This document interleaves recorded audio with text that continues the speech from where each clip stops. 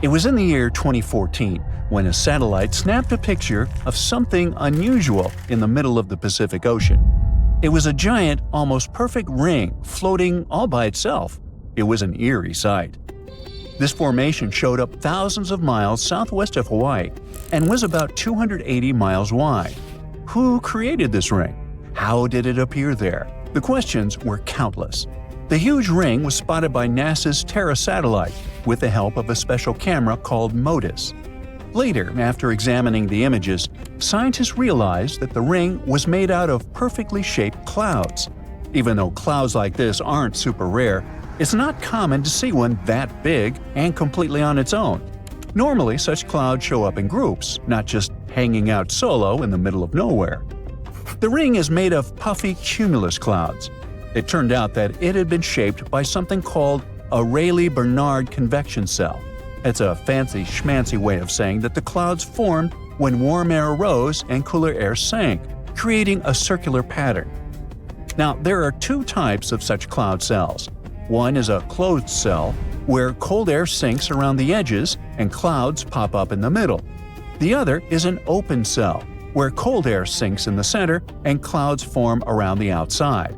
And that giant ring floating over the ocean was exactly a closed cell, hence its cool shape. Interestingly, such cloud patterns usually look like a bunch of hexagons packed together, like a beehive in the sky. But this one was out there all by itself, which made it even more eye-catching. Now let's take a look at how the ring's formation happened in detail, shall we? At one point, the sun heated up the water or land, warming the air above it.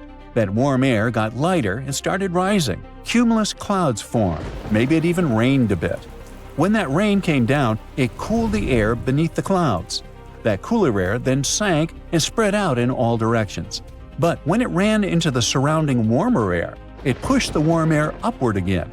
That's how the ring of clouds formed around the original spot. This whole thing happened just south of the Intertropical Convergence Zone, a region near the equator where trade winds meet and often cause thunderstorms and heavy rain. That particular location probably helped with the formation of this cool cloud pattern too. Now, take a look at the right side of the satellite image. The ocean looks super shiny there, almost like silver. That shiny effect is called sunglint. It happens when sunlight reflects directly off the ocean's surface and hits a satellite camera just right. It kind of turns the sea into a ginormous swirling mirror. The cool thing is that the texture of the water, whether it's smooth or choppy, changes how that sunglint looks. Most of the time, the wind stirs up the surface, creating waves. These waves normally scatter the sunlight in different directions. But some of that light still hits the satellite, so the area looks shiny. But sometimes, if the water is super calm or there's a break in the wave pattern, it can create darker patches where less light gets reflected back. It gives sunglint zones a strange, patchy look. So if you notice really dark spots in satellite images, keep in mind that they might not be shadows or oil spills. Most likely, they're just signs of how the wind and waves are behaving on the surface of the ocean. Now, at the same time, it's not just weak winds that can smooth out the water. According to an oceanography professor from the University of South Florida, other stuff like freshwater, ship wakes, and even natural ocean movement, such as underwater waves or currents, can change the water's texture too. And all these phenomena can mess with how the sunlight reflects, which, in turn, can cause weird patterns in the images. Some of the darker lines you can see, for example, inside places like Delaware Bay or Chesapeake Bay, might be freshwater mixed with things like algae, dissolved plant material, or even natural oils. But those patches aren't usually as big as the giant dark blob they saw off Delmarva. It happened on May 6, 2023, when the ocean just east of the Delmarva Peninsula was super calm. There was barely any wind. So the surface of the water was all smooth and glassy like a giant mirror, and the angle was just right to make it look dark. Now, even though these sunglint effects make for some stunning satellite pictures, they can be annoying for scientists who are trying to study the color of the ocean or track things like phytoplankton blooms. Basically, sunglint can cover up the stuff they actually want to see. So, to work around that, scientists and engineers have built tools to either fix the data afterward or design sensors that avoid the glare in the first place. For example, the new Ocean Color instrument on NASA's upcoming PACE mission is designed to tilt just enough to dodge the worst of the sun's reflection. Oh, by the way, NASA scientist Ralph Kahn reminds us that our eyes can deceive us, judging brightness based on what's around it. So even a dark patch in an image might actually be pretty bright. It just looks dark compared to the shiny parts nearby. Now, let's tilt our heads back to the night sky. See that weird glowing spiral? Looks pretty extraterrestrial, doesn't it? Well, chances are it was just a SpaceX Falcon 9 rocket doing its thing. When these rockets launch satellites into orbit, they sometimes dump leftover fuel once they're high up in the atmosphere. That fuel freezes and starts spinning around as the rocket moves. It looks like a mini ice tornado in space. But what makes it look even crazier is sunlight. Even if it's dark where you are, the rocket's way up high where the sun can still hit it. The light reflects off the icy fuel spiral, making it glow. Just a bit of night sky drama, but nothing mysterious. Now, let's admit it, you aren't likely to see a real-life flying saucer. What you can see, though, is a lenticular cloud, which looks pretty much the same if you ask me. These clouds pop up high in the sky, usually around mountains, where moist air flows over them just right. Even though the wind is moving super fast, these clouds just kind of hang there, totally still, like someone has parked them there. They're usually perfectly shaped, smooth, and saucer-like. And still, it's just nature showing off again. 3, 2, 1. Another kind of weird stuff you might see in the sky is space junk. When satellites stop working, a lot of them are just left behind, floating around. Eventually, they slow down because of atmospheric drag and start falling back to Earth. When they do, they light up the sky like massive fireballs. Sometimes it can last for nearly a minute. As the pieces burn up, the different materials they contain can create colorful streaks in the sky. And once in a while, chunks actually survive the trip and crash land on Earth. The leftover bits are often twisted and scorched, and they look so strange that people sometimes think they're wreckage of spaceships from another planet. But nope, just another piece of our own space clutter coming home. Now, look at this. A plane is flying straight toward the horizon and leaving behind a long contrail. You know, that artificial cloud from engine exhaust? And in some cases, it can look like something is falling from the sky. The wind can blow those trails wider, making the whole picture seem even more dramatic because it looks like smoke from a crashing object. Add in the red glow from a setting sun and, well, it looks like something is on fire and plummeting to Earth. Plus, if sunlight reflects off the bottom of the plane just right, it can look like there's a glowing core in the crashing cloud. But the giveaway is the speed, slow. Real falling objects, especially from space, zip across the sky at thousands of miles per hour. So if it's barely moving, it's probably just a plane. Nothing to worry about. Wink wink. In some regions of the Pacific Ocean, ships sink very easily, which is why it is feared by many sailors. Although there are many routes in that area, there are some that few dare to risk because crossing them can mean facing extremely dangerous forces of nature. If you need to travel from Asia to America by ship, the most obvious route would be the shortest and quickest. That is, a nearly straight line under the North Pacific Ocean. But instead, it might be better to avoid crossing this place and opt for longer and more expensive but much safer routes. There is not one, but several reasons. The Pacific is home to some of the most dangerous waters in the world. When we open a world map, we usually see that the Pacific Ocean is kinda divided, which prevents us from realizing how big it is. But in reality, this giant covers almost a third of Earth's surface. It's about 10 times larger than the smallest ocean in the world, the Arctic Ocean. In other words, when crossing it, the chances of being cut off from any landmass are very high. And in cases of emergencies, mechanical failures, or even storms, help might take days or even weeks to arrive. This significantly increases the risk of serious accidents, the possibility of cargo loss, and In more serious cases, something even worse. Now think about it. A ship journey from Santos, Brazil to Cape Town, South Africa covers a little more than 3,400 miles. To get from Callao, Peru to Shanghai, China, you need to travel around 10,000 miles. Another major problem that prevents sailors from crossing the Pacific is storm systems, whose name already indicates what they contain: unpredictable and therefore dangerous storms. In addition, near the equator, there is a chain of winds called trade winds that directly influence the climate in the tropical region and occasionally cause rain. Trade winds are strong and constant winds that act like a whirlwind that rotates without stopping. And although they are extremely important for nature, as they spread moisture through forests and even influence the formation of deserts, they pose a problem. Their intensity changes depending on the season. In winter, for example, they can be much stronger. And since these winds are responsible for moving the ocean waters, they also create strong sea currents that could make the journey much more dangerous. In 2015, researchers came across a series of extremely strong winter trade winds that caused a surge of short but intense waves in the Pacific Ocean.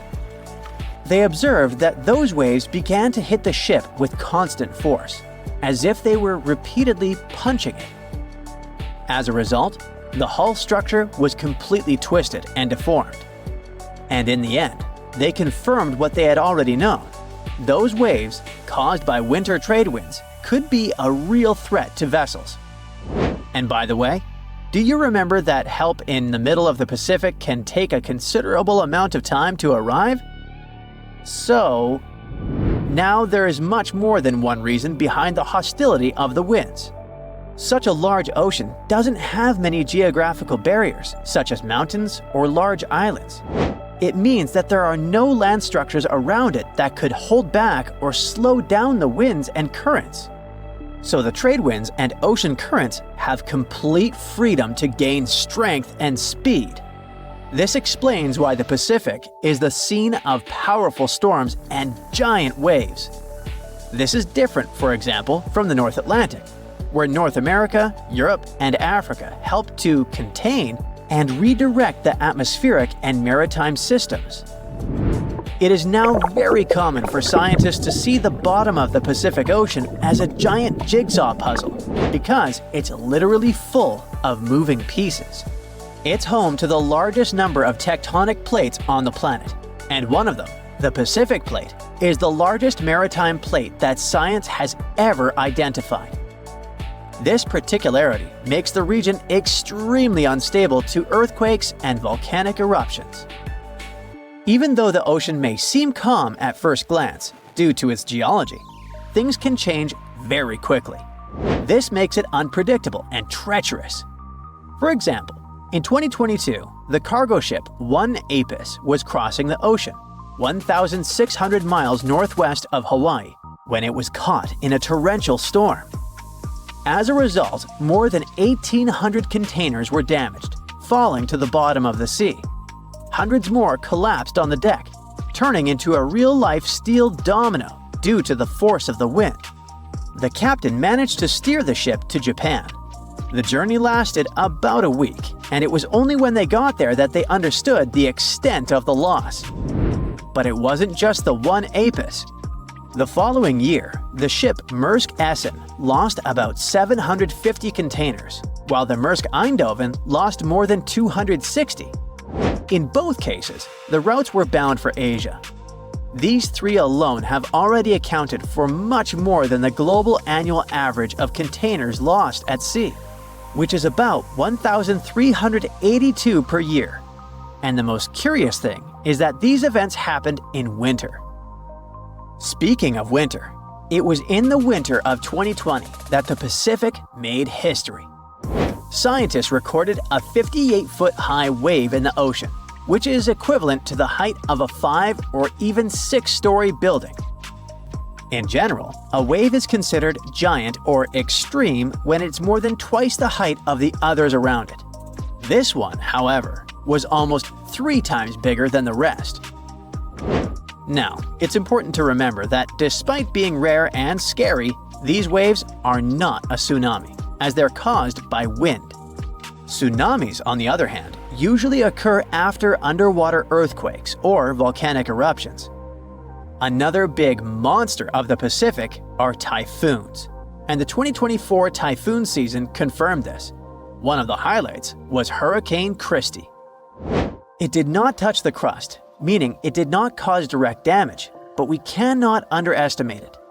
Christy reached Category 5 on the Saffir-Simpson scale, which is the maximum level. A hurricane of this degree is considered catastrophic, so it's no wonder that it was powerful enough to generate huge waves and extremely dangerous rip currents. In addition to this, there was also Super Typhoon Yagi, which hit the Asian continent with such force that it gained the reputation of the most powerful in the last 70 years. When it arrived in Vietnam, it caused around $1.6 billion in damage, destroyed infrastructure in several cities, and left a trail of victims wherever it went. As if that weren't enough, the Pacific is also home to one of the most unstable regions on the planet, the famous Pacific Ring of Fire. It's a huge, crack-shaped area that's home to intense volcanic and seismic activity. It's the most tectonically active place in the world, as the plates of the Earth's crust are constantly moving there.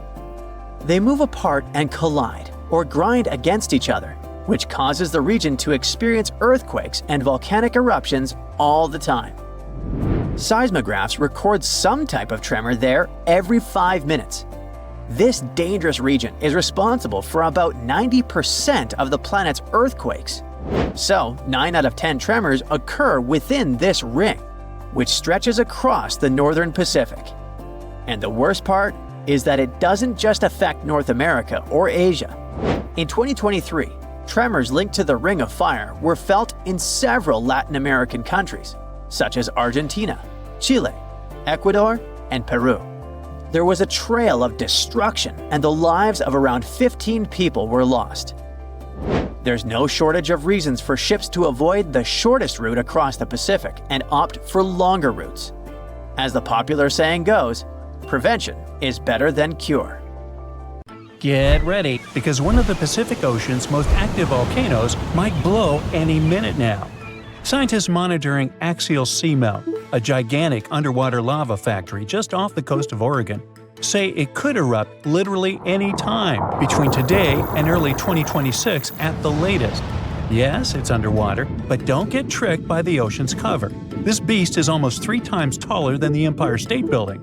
This volcano is inflating like a souffle at a Michelin-starred restaurant, and scientists are so excited they will live stream it. Seriously! So here's the thing. This volcano will explode at any moment now because, well, it's inflating fast. Over the past few months, researchers have noticed that the seafloor is literally rising. It's like Axial is doing its best impression of a waterbed filled with molten rock. Scientists call this inflation, which sounds like something you'd complain about after Thanksgiving dinner. But in volcano terms, it means magma is piling up underground, causing the seafloor to bulge like a souffle that's this close to collapsing. Now, an underwater volcanic eruption might not sound so exotic. After all, most volcanic activity on Earth happens under the sea. Believe it or not, there are more than 1 million submarine volcanoes quietly churning lava beneath the waves as you watch this. The ocean floor is Earth's biggest volcanic hotspot.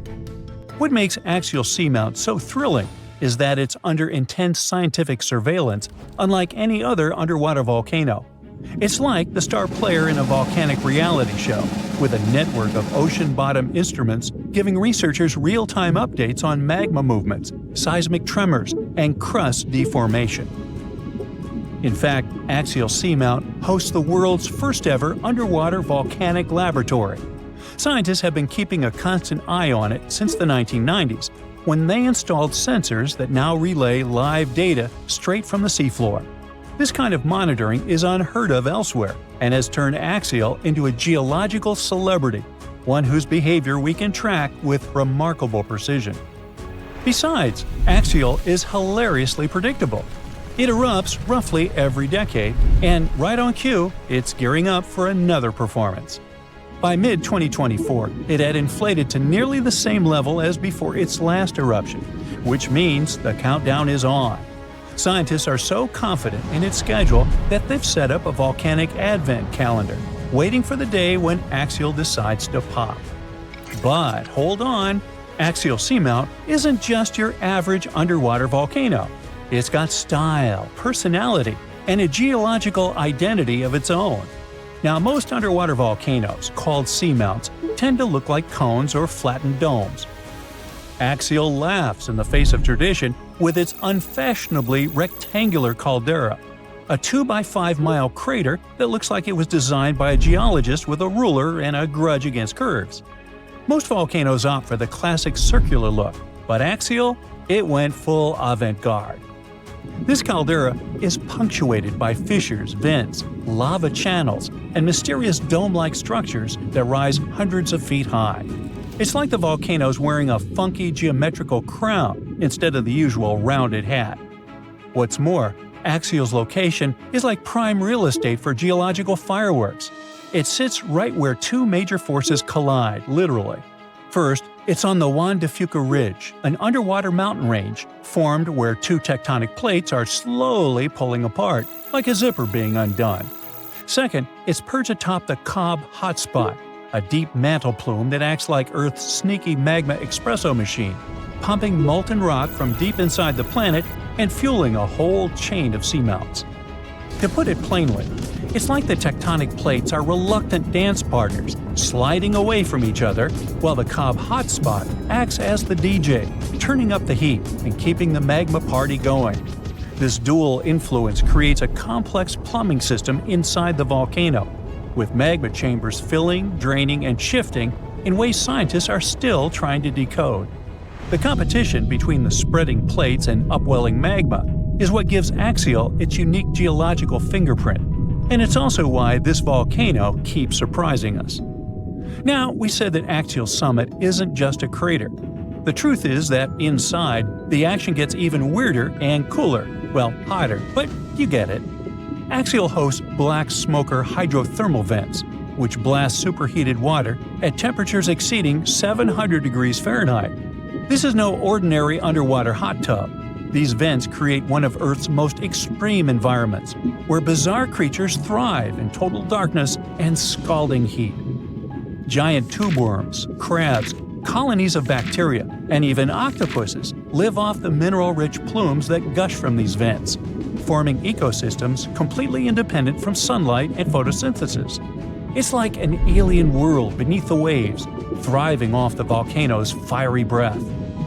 These vent communities are crucial to science, not just because they're strange, but because they may resemble the earliest ecosystems on Earth. Some researchers believe life on our planet may have originated in similar deep-sea hydrothermal environments billions of years ago. Studying them could also help us search for life on icy moons, like Europa and Enceladus, where similar vents might exist beneath their frozen surfaces. When Axial erupts, it's like a natural reset button for these communities. The lava wipes everything out, but within months, life comes roaring back. Proof that even in the most hostile environments, real estate is always in demand. For those worrying about tsunamis or coastal disasters, relax. Axial's eruptions are the underwater equivalent of a slow cooker. The immense water pressure keeps things chill, well, scalding, but not explosive. So the worst thing that happens is some lava decorates the seafloor, and a few crabs have to find new vents to squat in. This means no massive ash clouds or explosive blasts that could reach the surface. Instead, lava oozes out and spreads across the seafloor, sometimes traveling for miles. But for scientists, this eruption is the golden ticket. Understanding Axial's patterns could help predict eruptions elsewhere, even on land. Plus, its bizarre ecosystems offer clues about how life might survive on other planets. Not bad for a volcano that mostly just sits around looking rectangular. Still, the volcano's activity can be heard in the form of thousands of small earthquakes every day. Thousands! As if the volcano itself was groaning and creaking, preparing to burst open. Again, we won't feel a thing, but at least they'll help scientists track the magma's movements and the volcano's eruptive cycle. Now, one of the coolest parts of this story is that scientists are preparing to live stream Axial's next eruption for the first time ever. Imagine watching an undersea volcano in action, live, as it's painting the ocean floor with fresh lava. It's like a front row seat to a natural fireworks display, thousands of feet beneath the waves. The livestream will come courtesy of the Ocean Observatory's initiative, which maintains a series of fiber optic cables linking Axial's instruments directly to shore. It's the Wi-Fi of the deep sea, and it's about to broadcast molten rock in HD. And there's another twist. Scientists have noticed a curious pattern in Axial's eruptions. All three of its most recent eruptions, in 1998, 2011, and 2015, happened between January and April, the months when Earth starts moving away from the Sun. So why? Well, it might have something to do with the Moon's gravitational pull. The Moon's orbit causes ocean tides to rise and fall, which changes the pressure on the seafloor and could help nudge the magma chamber to its breaking point. I guess the Moon isn't just a romantic light in the night sky. It might be the ultimate volcanic whisperer. So, one thing's for sure, when Axial goes, it'll be the best documented underwater eruption in history. So, keep your eyes peeled. This is one natural spectacle you won't want to miss. And who knows, if we're lucky, we might even get deep-sea eruption ASMR out of the deal. Now, if you'll excuse me, I'll be refreshing the live feed like it's a Taylor Swift ticket sale. If all the volcanoes on Earth suddenly erupted together, it'd be loud. We'd also have around 1,500 of these formations bursting at once. Now, normally it's just 10 to 20 volcanoes that are active each day. But what would the world look like if they all blew their tops simultaneously? Geologists think it wouldn't be pretty. Even if only the land volcanoes erupted together, it would set off a chain reaction way worse than anything we've ever seen before. The two big problems would be ash and volcanic gases. While the explosions in lava would be damaging for people nearby, the real danger lies in what happens next. A thick layer of ash would cover the planet, blocking out sunlight completely. No sunlight means no photosynthesis, which means crops would fade away and temperatures would drop considerably. And all this ash cloud could remain in our atmosphere for up to 10 years. Now, ash aside, there's also acid rain to worry about. Volcanic gases like hydrochloric acid and sulfur dioxide would mix with the atmosphere and fall back down as acid rain. This type of weather would harm the groundwater and ocean surfaces. Even if humans would find a way to survive up to this point, we'd have no corals and no other sea creatures around. Scientists have seen similar events in Earth's history at a smaller scale. Big volcanic eruptions have been linked to mass extinctions. When Mount Pinatubo erupted in 1991, it cooled parts of the world for 2 years. But the extra carbon dioxide from these eruptions could also heat the planet, the same way we turn our stoves to broil for that extra crispy layer on our casserole. Geologists also mentioned that there's evidence in our atmosphere that stuff like this may have happened in the distant past. During the Cretaceous period, carbon dioxide levels were way higher than today, which made it difficult for marine life to thrive. Who would survive all this? Probably just some extremophiles, these organisms that survive in harsh conditions like hot springs or deep undersea vents. As for humans, we could all lay low in underground bunkers until things clear up, or build multiple space stations that could fit us all. Yeah, right. The chances of all volcanoes erupting at once, though, are very slim. Whew! That's because there isn't one giant source supplying all the volcanoes on Earth. Each one of these openings has its own deposit of magma, except for a few cases where they indeed share the supply. For example, in 1912, Nova Rupta in Alaska erupted alongside another volcano sharing magma. Scientists have also found evidence of magma hiding under volcanic areas, like under the Taupau volcanic zone in New Zealand. This magma can spread out horizontally for long distances, but is still just a local feature. Even if we consider all the magma under Taupau as one system, It's not connected to other volcanic areas like Indonesia or the Philippines. Because the great majority are isolated, volcanoes can't sync up to erupt at once. The magma comes from different processes like mantle decompression or adding water to the mantle through subduction. There's no way to make all these different volcanoes erupt together because of how tectonics work. Now, that doesn't mean we won't see interesting volcano activity in the future. Take an underwater area near British Columbia, where recently about 200 small earthquakes per hour have been noted. Deep beneath the Pacific Ocean floor, off the coast of Vancouver Island, magma is set to erupt, heating the water so much that it'll bubble like soda. However, this event will likely go unnoticed by anyone other than scientists. The anticipated eruption will most likely happen around 3 miles below the ocean surface. Scientists explain that the earthquakes range from negative to 4.1 magnitude, meaning only those nearby would feel any tremors. This unusual activity gives us a rare opportunity to study how the Earth's crust forms. The magma beneath the ocean floor is estimated to be almost 1,500 degrees Fahrenheit, but will cool rapidly upon eruption and contact with water. This runny rock will solidify upon contact with the seafloor, turning black quickly. This event will be useful for biologists too, who will have the opportunity to study the marine animals' response to any changes, like run! Antarctica, often seen as a vast icy continent, also holds a volcanic surprise beneath its frozen surface. Researchers have identified over 130 under the western ice sheet alone, making it the largest volcanic region on Earth. Most of these volcanoes, about 90, were only recently discovered in 2017. But could any of these Antarctic volcanoes actually erupt? Well, it depends on which volcano we're talking about. While these formations are relatively young in geologic terms, it's hard for scientists to tell if they're still active or not. There are only 2 confirmed active volcanoes in Antarctica, Deception Island and Mount Erebus. The latter, standing tall as the highest peak on the continent, has been continuously erupting since at least 1972.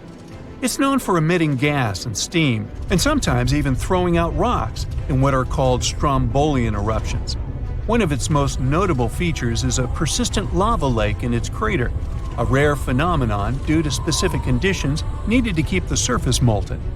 For instance, it's fueled by a steady supply of magma from deep within the Earth's mantle. This continuous inflow of molten rock provides the material for the lava lake to exist. It also features low ambient temperatures. Despite its location in Antarctica, Erebus has relatively mild temperatures in its summit region because of the heat generated by the volcanic activity. This allows the lava lake to remain liquid rather than freezing over. Deception Island, another active volcano, last erupted in the 70s. While it's currently not showing signs of imminent eruption, it's being monitored closely for any concerning activity. Apart from these 2 being confirmed to be active, Antarctica is dotted with fumaroles, openings in the Earth's crust that release gases and vapors. Sometimes these fumaroles can create icy towers reaching heights of 10 feet. What we should focus on is maybe supervolcanoes.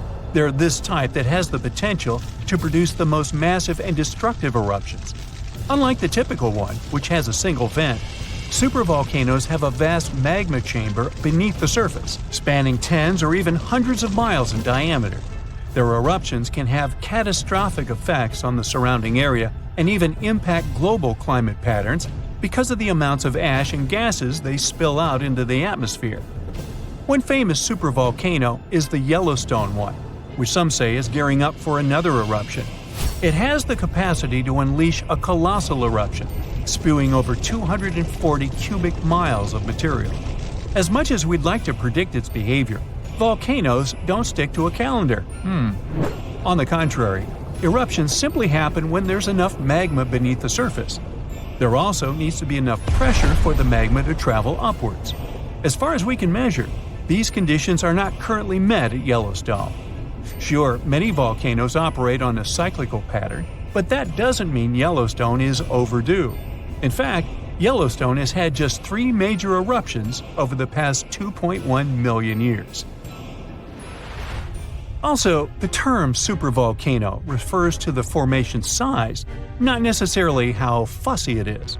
Yellowstone's monitoring is extensive, tracking seismicity, ground deformation, thermal emissions, gas, water chemistry, and surface changes.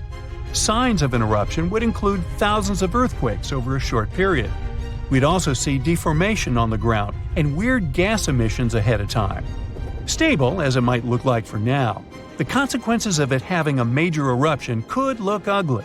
Ash dispersion could blanket a 500-mile radius, potentially disrupting Midwest agriculture and clogging waterways.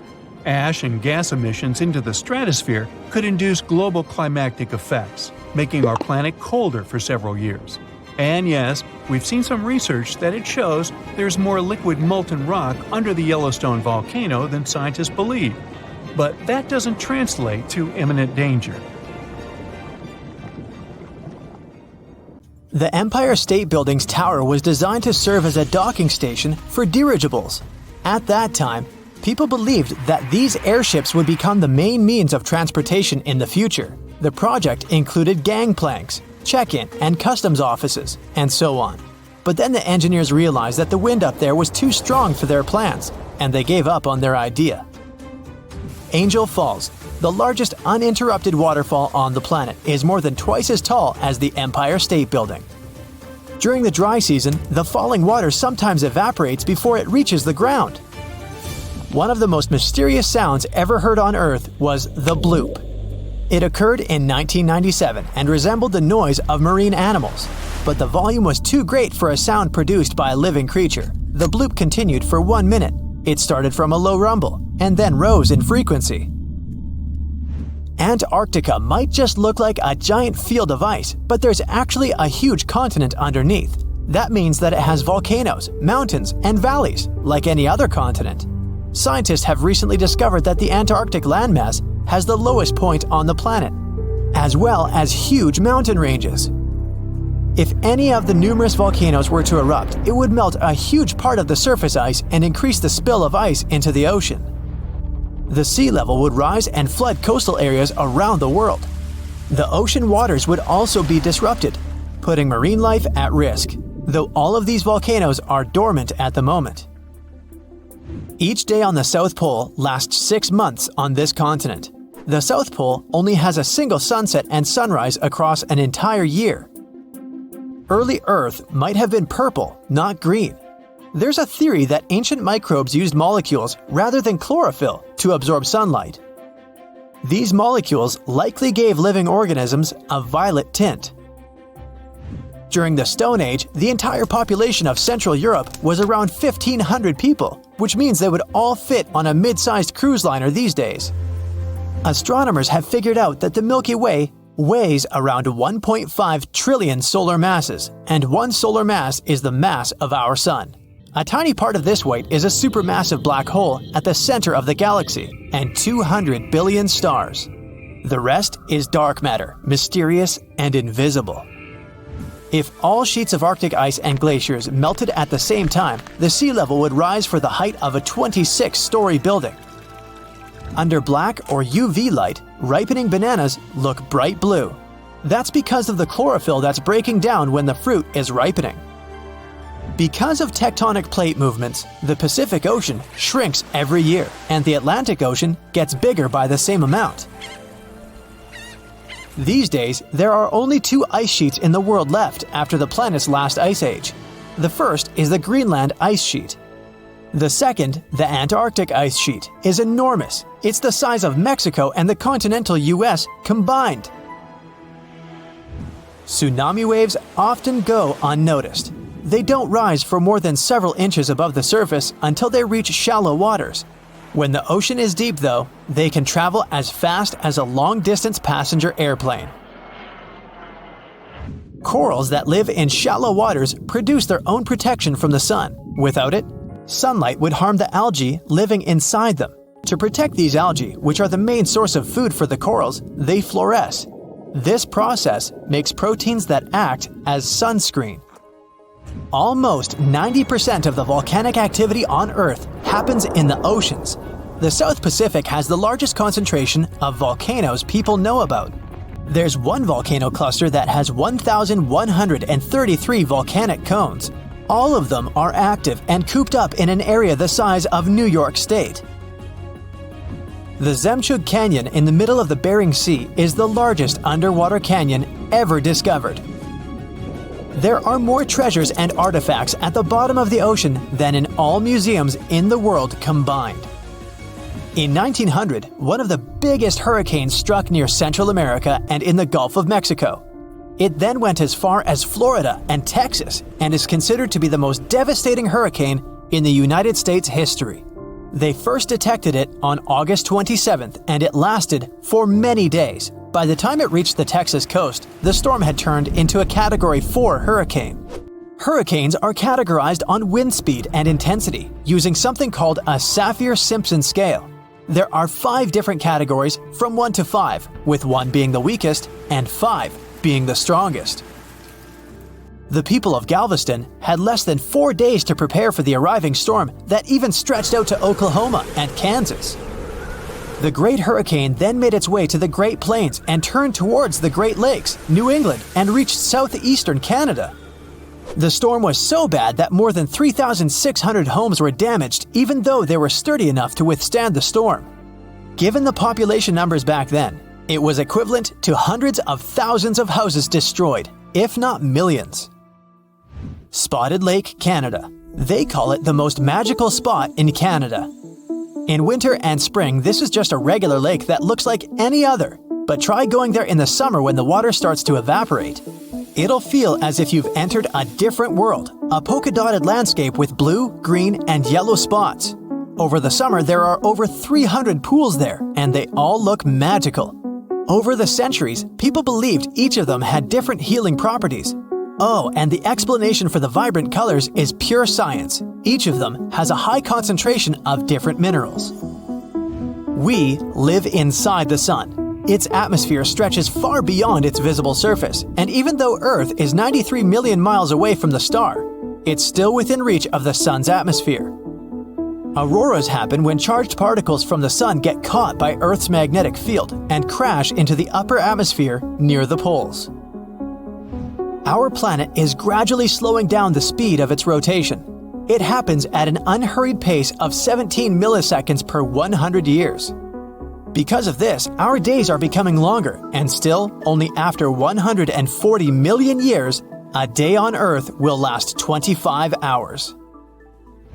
Earth's southernmost continent, Antarctica, is only the 5th largest one, but it contains almost 70% of the planet's fresh water and 90% of the world's ice. Antarctica is also considered to be a desert. Lots of rocks on Earth have a Martian origin. Scientists analyze the chemical content of some meteorites found in the Sahara Desert, Antarctica, and other places. It turned out that these rocks had arrived from the Red Planet. The largest sandcastle in the world is located in Denmark. 30 sand sculptors who created it used more than 5,000 tons of sand. To make it more durable, they added 10% of clay, together with a layer of glue. They built it to stand tall against long and stormy winters. Some photons that don't get absorbed are re-emitted, and their wavelength determines the color we see. When you expose a material to sunlight or photons of higher energy, it can damage its chromophores, which is why they won't be able to emit photons at certain wavelengths. Red materials fade in sunlight the most. Their chromophores emit red light in a way they mop up photons of the rest of the wavelengths. From 60 to 100 tons of space dust drift down to our planet's surface every day. These tiny cosmic particles are mostly released by comets, which are usually made of dust and ice. When the sun turns this ice into vapor, the remaining dust travels down to Earth.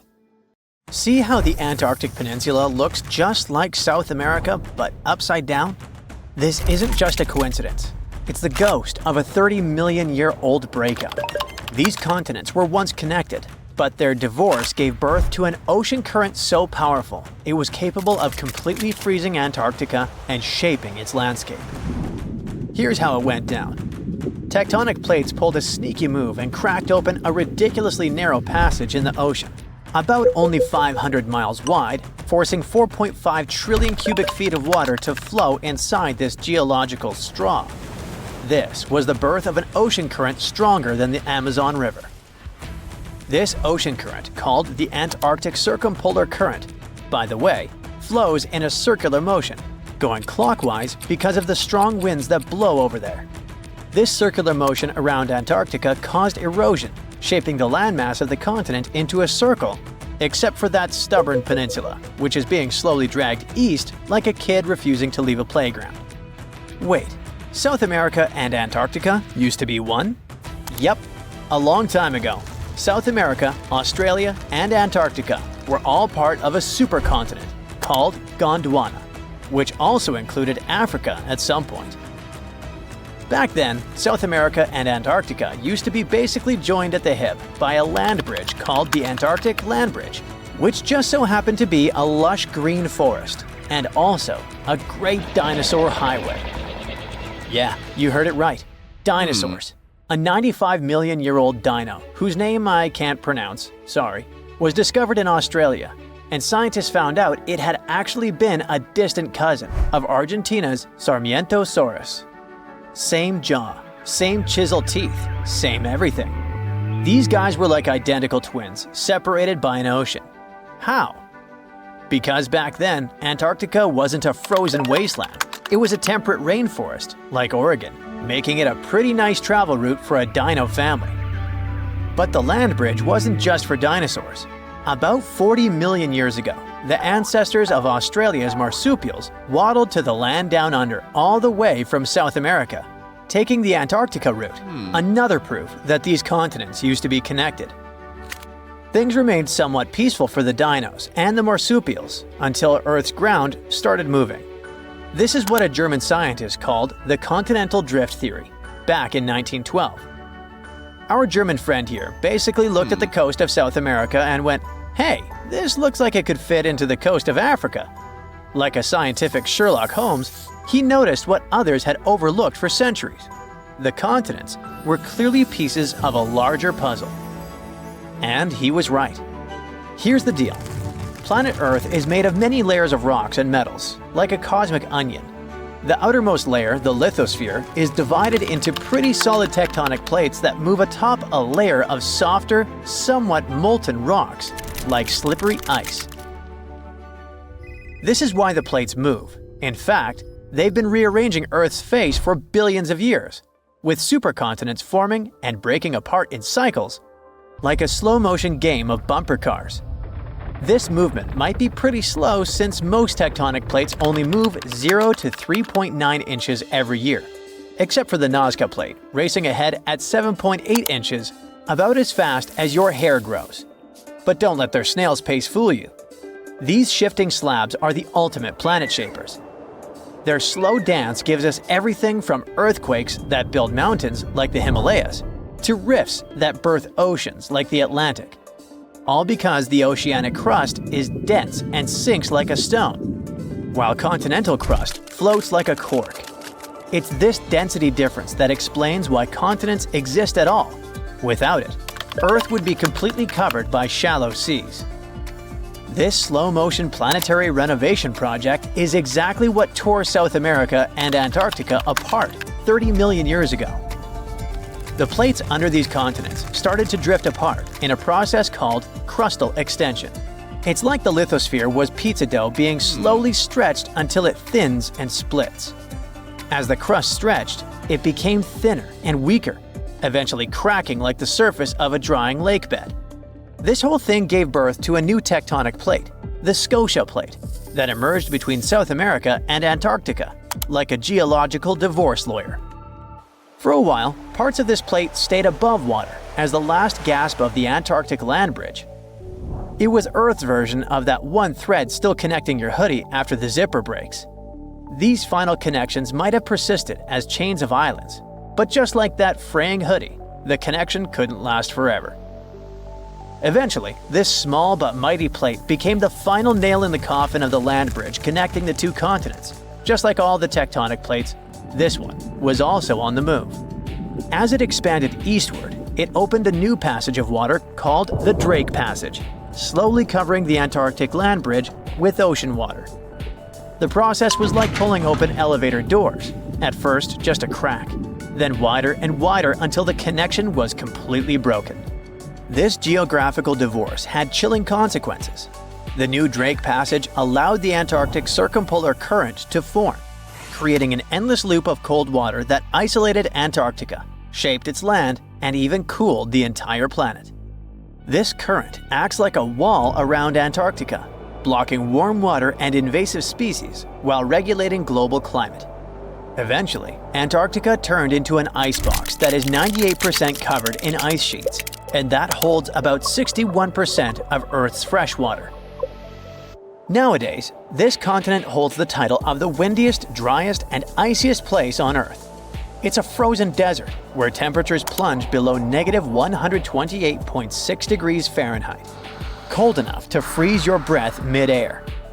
A layer of ice there can be more than a mile thick, and it expands even further in winter to cover an area larger than the continental United States. Today, if you want to travel to Antarctica, the quickest sea route is through the Drake Passage, a 500-mile-wide body of water that is narrow enough for the winds to scream across thousands of miles, transforming into monstrous waves that can tower up to 49 feet. Though calm days create waves only 13 to 16 feet high. Still twice as tall as Atlantic waves, mind you. This is probably why sailors call this stretch of ocean the Drake Shake. But tectonic movement isn't just about shifting continents. It's Earth's ultimate life support system. You see, about half of our planet's heat comes from radioactive decay in the core. Thanks, uranium-235. Something like nature's nuclear reactor. This heat is behind everything from volcanoes to the very plate motion that once connected Antarctica to South America. And it only comes out of the core because of tectonic movement. Without this internal heat engine, Earth would be just like Mars. When the plates move and release heat, they also release CO2 gases into the atmosphere, regulating the temperature of our planet. And when the plates move underwater, they take a lot of this CO2 back to Earth's interior, recycling all this gas. This is why the plates can change our air, climate, and even the evolution of life itself just by moving around. But billions of years ago, these plates were not moving around. Back then, it was like Earth was wearing a solid ceramic shell with many cracks. But even without tectonic movement, the heat managed to escape through these cracks in a process called stagnant lid tectonics, kickstarting all life on Earth. And no, tectonic movement is not a thing of the past. Earthquakes are the living proof that it is not just happening today, but might repeat again on a more dramatic scale in the future. You see, to form supercontinents like Pangea, smaller megacontinents have to dive beneath another. And scientists predict that a similar process might create a new supercontinent called Pangea Proxima in 250 million years. By then, humans might be extinct or living on Mars, but Earth's tectonic dance will continue, even without us. Not bad for something that moves more slowly than a traffic jam. Turns out, Antarctica and South America used to be BFFs before all that tectonic drama split them up, like a messy breakup that literally froze one of them out. Now, they just awkwardly mirror each other from across the Drake Passage. Classic exes. Now, history teaches us that the supercontinent existed a long time ago, around 300 to 273 million years back. At that time, all the continents on Earth were buddies and hanging out together. They formed an amazing crew called Pangea, or Pangea if you're feeling fancy. The name comes from a Greek word which means all the earth. Pangea also had a massive water neighbor called Panthalassa. So our entire world was a huge piece of land surrounded by a huge piece of ocean. The megacontinent looked like a giant sea, stretching between the tippy top and bottom of our planet. But as stories go, things changed. About 200 million years ago, in the early Jurassic epoch, like dinosaur times, Pangea decided to throw a breakaway party. Forget about the old ideas of continents just drifting around like big icebergs. It split up into smaller chunks, forming the continents we know today. Oh, and it created the Atlantic and Indian Oceans as a bonus. Pangea's tale was first told by a German weather expert named Alfred Wegener in 1912. But how did he learn about something that happened so long ago? Imagine the Earth's core as a big, cozy fireplace, giving off heat. This heat creates special swirling currents in the Earth's outer shell. We can think of it as the Earth's crust, which looks like a big puzzle with many puzzle pieces. The hot currents make these puzzle pieces, called crustal plates, move around. Sometimes they push apart, sometimes they crash into each other, and sometimes they slide past one another. It's like a fantastic dance party that goes on beneath our feet. One day, Wegener looked at the shapes of the continents and thought that, hey, those coastlines of South America and Africa kind of fit together. And they really did. So he imagined that way back, all of the continents hung out together as one big landmass. But he couldn't just go and say that without any proof. So how do we know Pangea really was a thing? Well, there are some clues that brought us to this amazing discovery. One clue is like when you put a puzzle together and the pieces fit just right. Take a look at the shapes of today's continents. You'll notice that they could fit together almost like a perfect match. Obviously, their shapes changed over time. It happened millions of years ago, and since then, the shores of continents have been washed by waters for years. But even so, we can still see how well they fit together. Another clue comes from checking out fossils. We know that ancient animals left a lot of fossils behind. That's how we learn their history and what species there were. But when scientists compared fossils found on different continents, they found something interesting. These fossils look similar. Surprisingly, they belong to the same groups of animals, even though they were far apart. It's not like these animals could swim across the ocean on their four paws. And it's unlikely that this particular type of animal originated in two places at the same time. And finally, the mountains. Imagine exploring underwater and finding huge mountains in the oceans. These underwater ranges and deep trenches are like scars from when Earth's tectonic plates moved around. They serve as another proof that the continents are part of something bigger. When you look at these things together, you get a pretty clear picture. The Earth's continents were once huddled together in the supercontinent. They've since gone their separate ways, but the memories of their grand adventure are still written in the shapes of coastlines, the rocks they left behind, and many more. But it's obvious to us now. At the time of Wegener's discovery, there were different ideas flying around. Some folks thought that the continents sank down to make the oceans, but Wegener had a different take. He thought that the continents are always on the move. He even came up with a fancy phrase, continental drift, to explain it. Later, he was joined by another scientist named Alexander du Toit. He added a little twist to the story, suggesting there were two original continents, Laurasia in the north and Gondwana in the south. But the real party didn't start until the 1960s, when scientists figure out the secret ingredient in this recipe, plate tectonics. And finally, this theory explained everything Wegener and du Toit talked about. Wegener's theory was proven correct after 50 years. As time passed, we learned more and more about our planet. We found out that the Earth used to have multiple supercontinents. Before Pangea, there was a megacontinent called Rodinia around 1 billion years ago. And later on, Pannotia joined the scene about 600 million years ago. What's interesting is that the continental drift story is far from over. Our continents are always on the move. Africa is giving Europe a friendly bump, and Australia is playing a game of bumper cars with Southeast Asia. You know what's on the horizon? Another supercontinent. So, how will this next supercontinent come together? Well, there are 4 major possibilities: Novo Pangea, Pangea Ultima, Orica, and Amasia. These might sound like superhero names, but they're actually ways the puzzle pieces could fit. Let's look at them all. First, Novo Pangea. You know how there's the Atlantic Ocean on one side and the Pacific Ocean on the other? Well, if these oceans keep doing what they're doing now, the Atlantic will keep opening up while the Pacific squeezes in. If that happens, the Americas, North and South America, will give each other a big high five. And Antarctica, that icy land way down south, will join the fun too. It'll be drifting northward. Next, Pangea Ultima. In the future, the Atlantic Ocean might get tired of being so wide. It might decide to slow down and shrink a bit. The Americas and the northward drifting Antarctica will probably crash into Africa and Europe. And just like that, a brand new supercontinent forms. There are these spots where the ocean floor is sliding underneath the land. It's like a secret underwater passage. These spots are called subduction zones.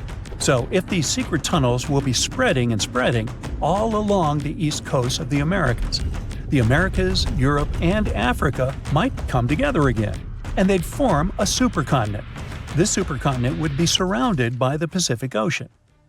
The next possible supercontinent is Orica. In this scenario, the Pacific and Atlantic Oceans might decide to take a nap and close up.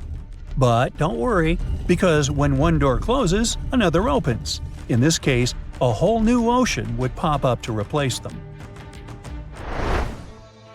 Imagine a big crack in the ground cutting through Asia, like a zipper opening up.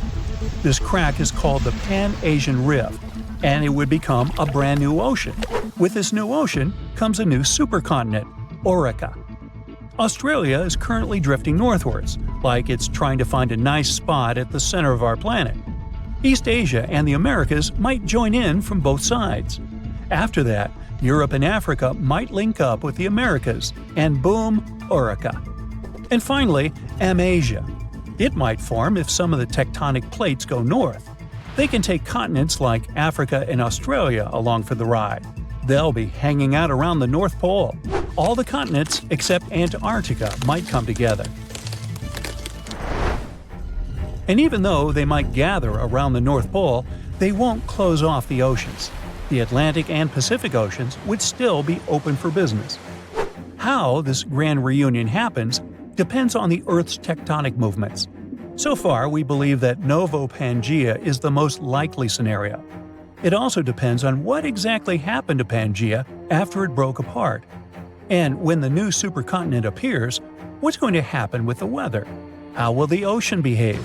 And what about the animals and plants? These questions all light up our minds. Who knows? Maybe someday our descendants will look at the world map and see this incredible journey come full circle. So keep asking curious questions and stay tuned for the next 100 million years. Now, at first glance, it seems like we're on a giant raft called a continent that's just floating around on some molten lava until it hits another continent. Okay, let's make a quick stop at high school science class. Our home planet is like a cake with different layers of ingredients stacked up on top of each other. The Earth's core, mantle, and crust. Hey, where's the frosting? The cake batter on top represents the crust of the Earth, made up of 3 types of tasty rock: igneous, sedimentary, and, say it with me, metamorphic. These rocks are formed in different ways, such as from solidified lava or from the deposits of particles and minerals. The crust is what we stand on, a home to our continents, oceans, and everything we see around us. Then you have the mantle, not the baseball player, the layer that lies right below the crust. Many people think that the mantle is just lava, but it's not quite like that. Just like how you mix different ingredients in the cake batter, the mantle is made up of different types of rocks that are constantly moving and shifting. And finally, we get to the sweetest part of the cake, the center, or in the case of Earth, the core. It has 2 parts, the outer and inner core. The outer core is made of molten rocks and metals that are incredibly hot. Ow! Even hotter than the surface of the sun. The inner core is solid, even though temperatures there are crazy. It doesn't turn into liquid because the pressure down there is amazingly strong. When you see all this, you can easily think that below us there are endless miles of lava and hot rocks. So, how come tectonic plates move at all? The continents don't float on a sea of molten rock. The oceanic and continental crusts really sit on a mantle. Sure, there's a layer of liquid rock in our planet, the outer core, around 1,800 miles below the surface, but it's separated from the surface by the mantle that's thick and solid. So, the Earth's tectonic plates move around because they're on a thick layer of solid rock, the upper mantle. Basically, this rock is under incredible pressure and heat, which makes it flow in slow motion over time. Think of it like honey or syrup that you pour over your cake layers. As you move the cake around, the honey or syrup will also move and flow. Similarly, the upper mantle can flow and drag the parts above it along, just way slower than honey. And the rock is both breakable and flexible. It can crack and break like a cookie, now I'm getting hungry, but it can also stretch and bend like a piece of taffy. When the plates get caught on each other, they can't move anymore. But when they break free, they start drifting again, like puzzle pieces shifting around until they find their perfect fit. Extremely high temperatures and pressure are the reason this flow happens. It's like a big pot of soup on the stove. As the soup heats up, it starts to move around, carrying heat from one spot to another. Is it lunchtime? And speaking of lunch, lava, it's not just molten rocks that travel all the way up from the outer core to volcanoes. When tectonic plates come together and one slides underneath the other, they create a lot of heat and pressure while grinding against each other. It's like rubbing your hands together fast and they start to get hot, or when you start a fire with rocks. And as the melted rock, or magma, rises to the surface, it can create volcanoes. Now, long ago, the Earth's land was not divided into continents as it is today. Instead, there was one giant landmass known as Pangea, meaning all Earth in Greek. Whoa! Imagine being stuck in the middle of this giant ocean. So, over time, this supercontinent slowly broke apart.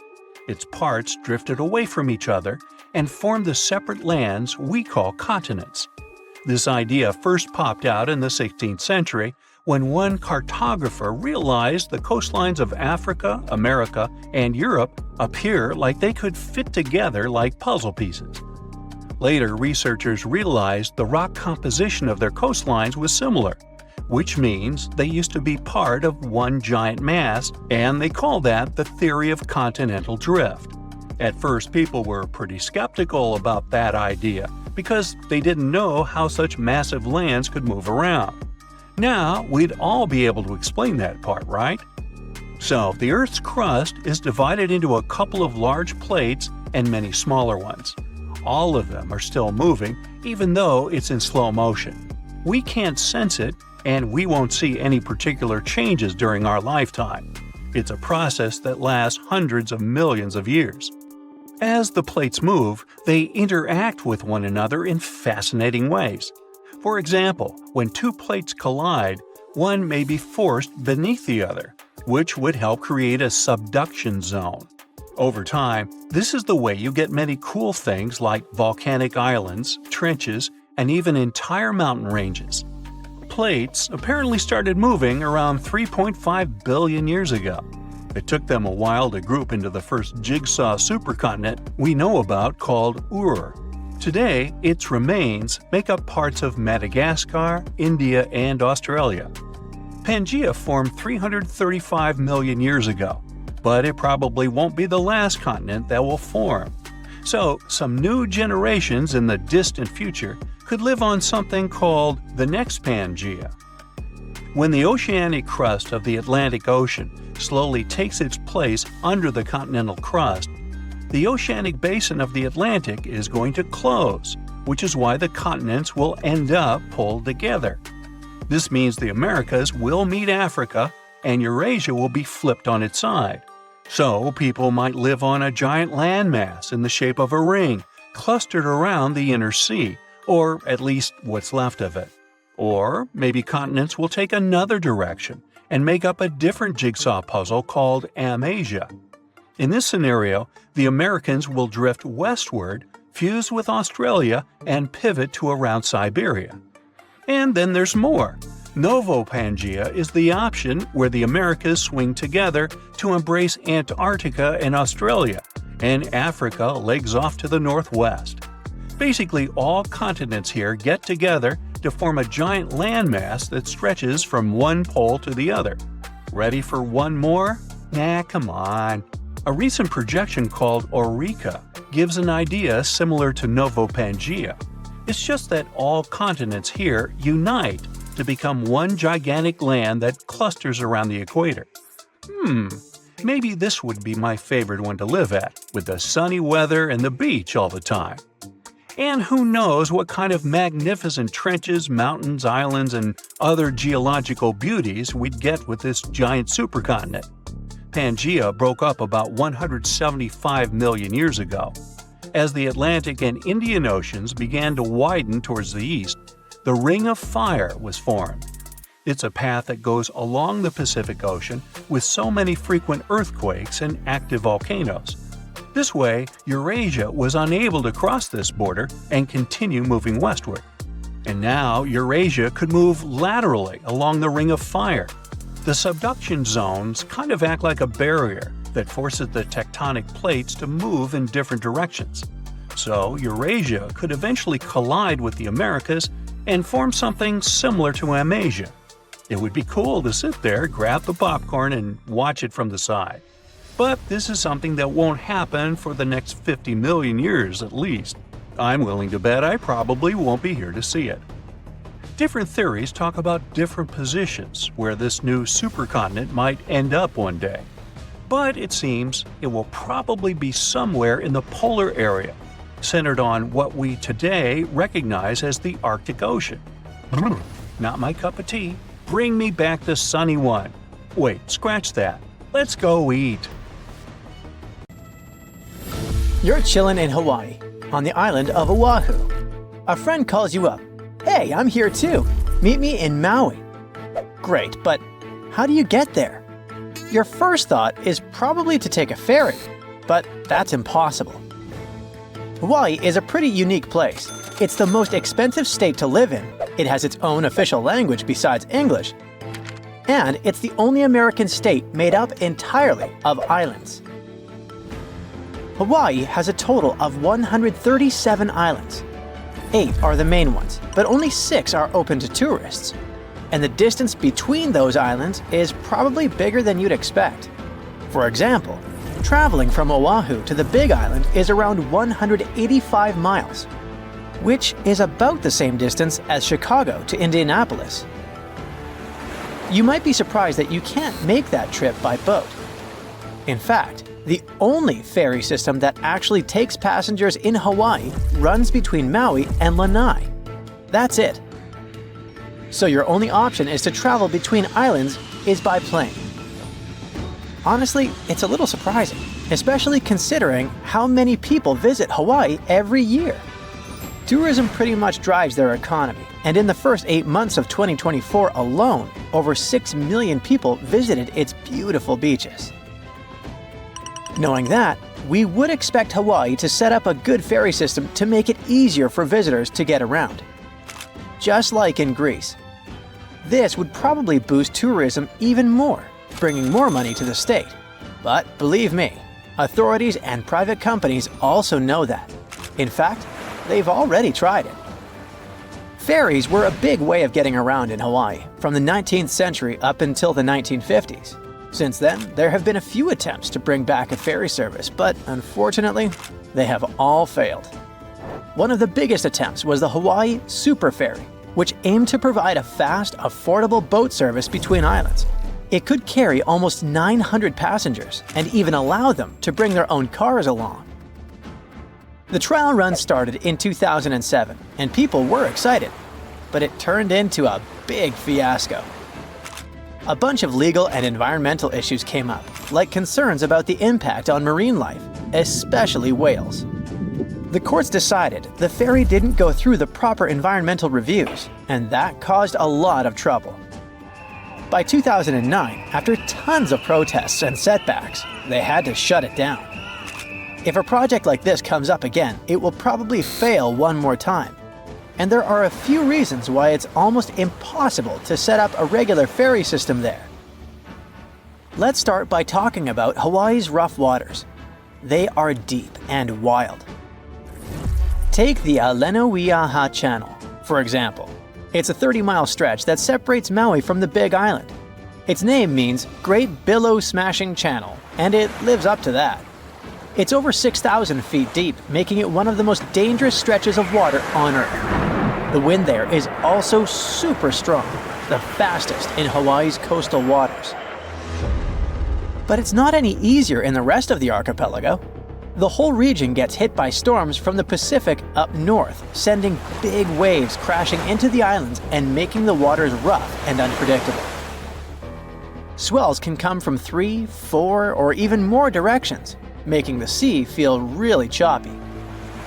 Someone who's not used to taking ferry boats would definitely find that, well, uncomfortable, to say the least. To deal with rough seas like this, the ferries have to be really big and strong. But that also makes them more expensive and harder to run than the ones in places like Alaska or Washington State. Another reason it's so tough to set up this system today has to do with marine life. A big ship moving through the shallower waters when docking could really damage the local ecosystem. And there's also the problem that the sea routes are also the migration paths of many sea animals, like humpback whales and spinner dolphins. Not to mention, ferry services can make it easier to spread harmful plants and animals, what experts call invasive species. See, Hawaii's ecosystem is super unique because it's been isolated out in the middle of the Pacific. When we talk about plants and animals that are native to Hawaii, we mean they got there on their own, no humans involved. They arrived with the help of waves, wind, or even birds flying over.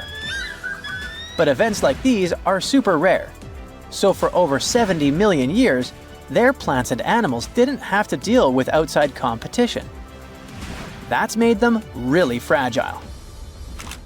So, when new species get brought in by us, it can be a big problem, and they could end up harming the environment.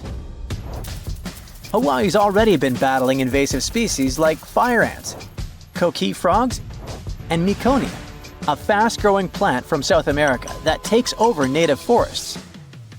People there worry that ferries, which carry cars and cargo between islands, could accidentally spread these invaders even more.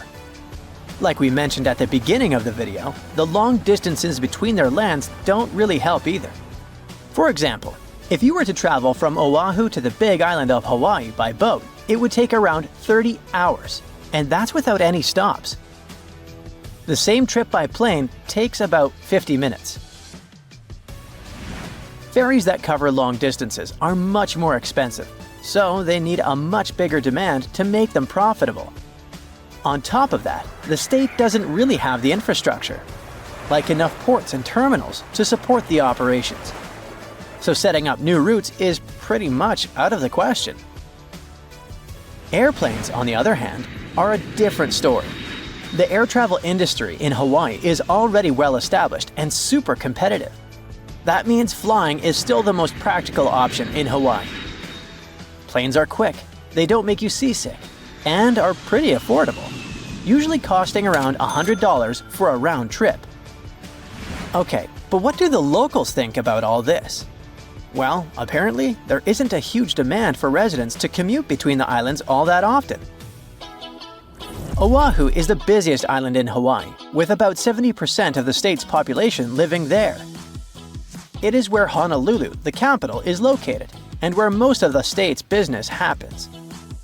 So, people from the other islands usually come over for a specific doctor's appointment or to catch a big concert. And that might happen once or twice a year, no more than that. So, even if people could choose between taking a ferry and a plane for these special occasions, most of them would probably still prefer flying. There are plenty of options between the main island airports. Planes usually start flying around 5 in the morning, and there are flights available every hour until the last one, which is usually at 9 in the evening. If you've been dreaming of going to this paradisiacal place but are worried about spending too much on plane tickets, I have some tips for you.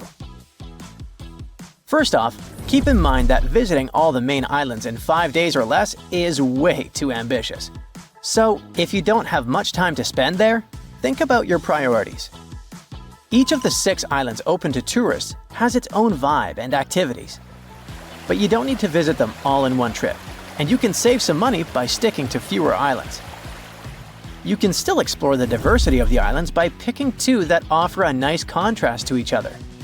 For example, while Oahu has that bustling city energy, Kauai has a much more relaxed vibe. Also, flights in the morning are usually cheaper, and it might be better to fly on a weekday rather than the weekend, although the price difference isn't usually huge. Hopefully these tips will save you some cash while still having an unforgettable island hopping adventure in Hawaii. Don't forget to share this video with a friend who's also dreaming of exploring these amazing islands. At the end of December 2021, an underwater volcano with a rather exotic name, Hunga Tonga, woke up after several years of sleeping. It did that with so much energy and strength that people heard the eruption from over 100 miles away. Then it went back to sleep. But a couple of weeks later, it woke up again with a force 7 times greater than the first time. It broke the island above it in 2 parts. The lightning storm that started because of the eruption was the most intense in recorded history. The sound waves from the eruption traveled around the planet several times. Someone even heard a loud boom from it in Alaska. And it started the first known mega tsunami since ancient times. This tsunami took the lives of 2 people as far as Peru and caused trouble for 2 fishermen in California. But that's not all. This eruption could change the weather patterns on Earth for years. You may see the first proof in the summer of 2024, which is forecast to become much wetter than usual. Scientists believe the eruption was caused by gas building up to a critical point. Different minerals, including anhydrite quartz and sulfides, were building up for several months until they blocked the flow paths and sealed the gas within Hunga Tonga. Normally, when a volcano erupts, the fumes cause a temporary cooling effect on Earth's surface. But Hunga Tonga's eruption was different. It didn't produce much fumes, but released a massive amount of water vapor, roughly equal to 60,000 Olympic swimming pools.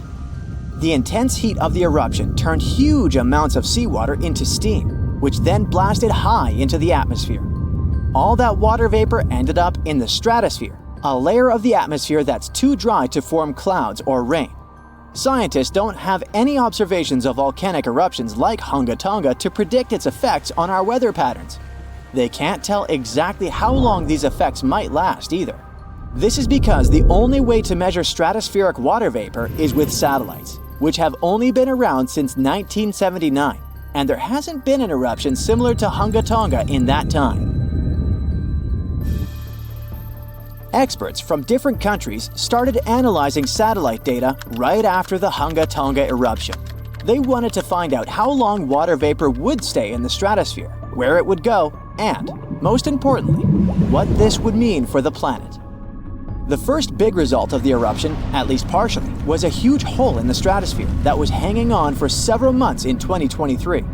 By the time it appeared, the water vapor had reached the polar stratosphere over Antarctica. In the following years, there wouldn't be enough water vapor left to enlarge this hole. It looks like Hunga Tonga will have just a minimal effect on global average temperatures. But there are some surprising, lasting regional impacts. One of the scientific models forecasts colder and wetter winters for northern Australia until about 2029.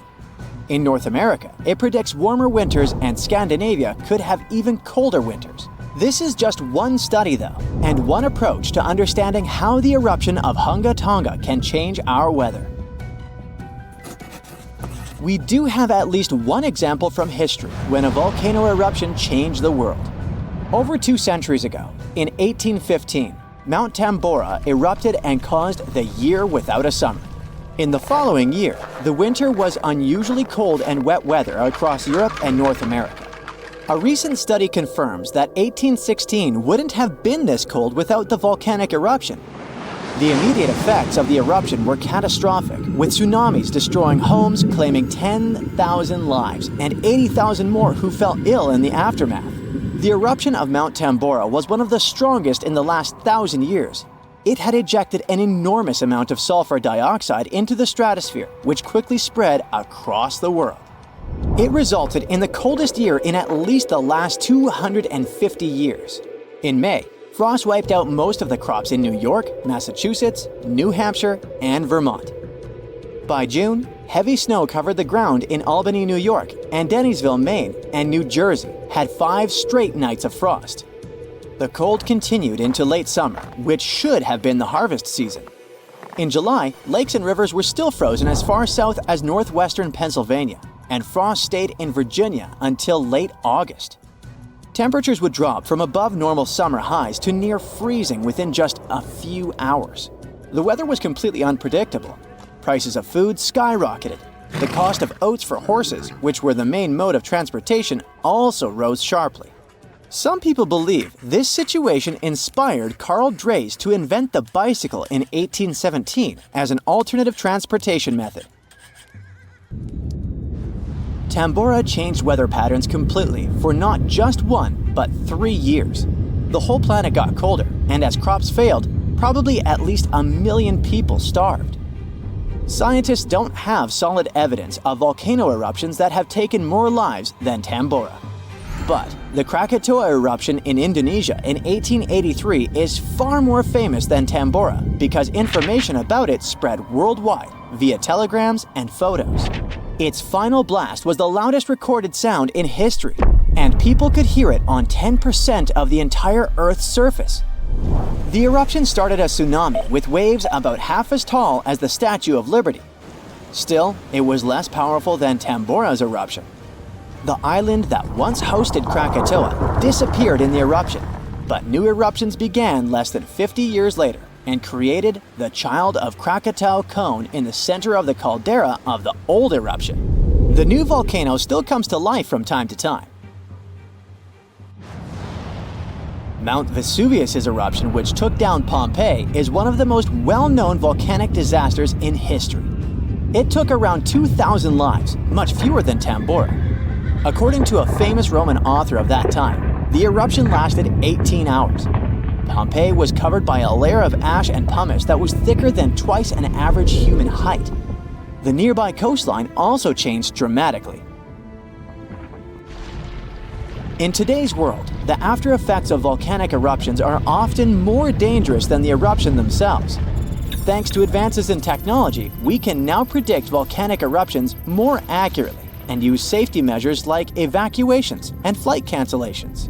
But there's still a lot of risk that changes in weather patterns and drought all over the world, especially in areas like India, East Asia, and East Africa that are affected by monsoons. Volcano eruptions can also have effects you wouldn't probably expect, like the evolution of dinosaurs. These guys were once the size of cats, waiting for their time to shine. It came around 230 million years ago. This time is known as the Carnian pluvial episode. Before it, Pangea was a dry and arid supercontinent. But then, there were 4 major volcanic events that pumped huge amounts of carbon dioxide into the atmosphere.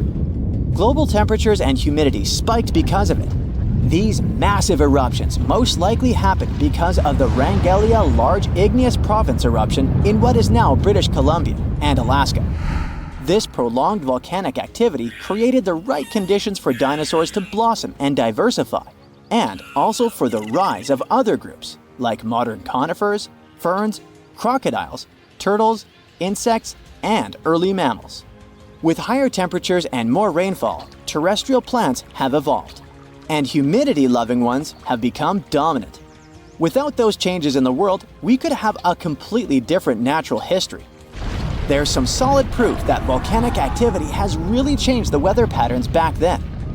Scientists have found layers in the Earth's core that show different types of carbon.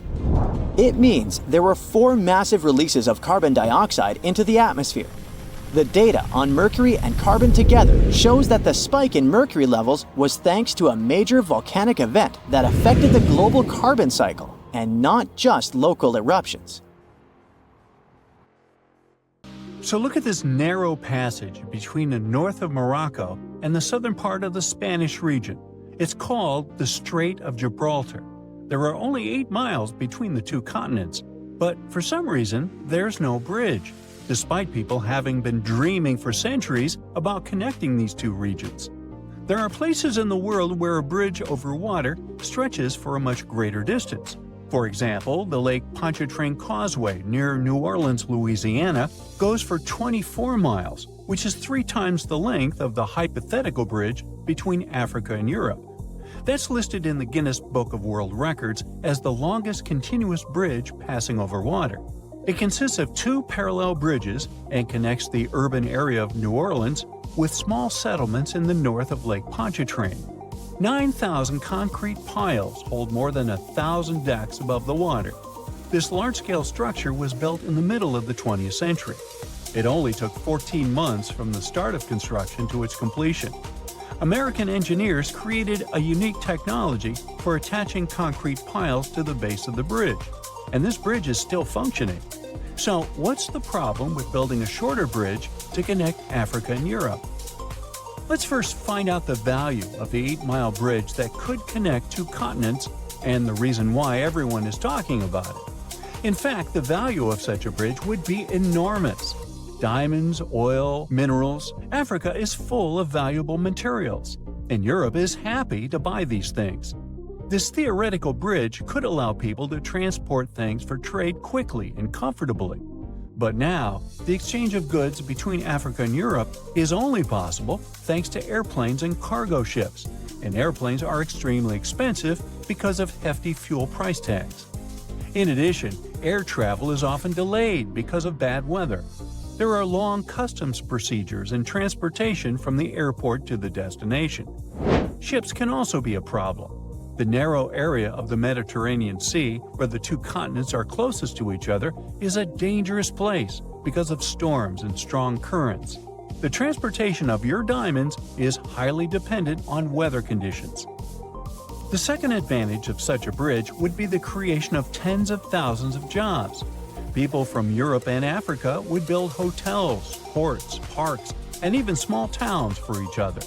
The coastal parts of both continents would become a new economic center. And just imagine how much investment those places would attract. Europe and Africa would be much closer than ever before. You could drive from a small Spanish town to a safari park in northern Morocco, buy Moroccan tea, get some argan oil, and go home for the evening. Or you could take a high-speed train across the beautiful Mediterranean Sea. People would open hundreds of restaurants, amusement parks, shopping malls, and a museum next to this bridge. But, unfortunately, it's impossible to build such a bridge, at least at the moment. And here's why.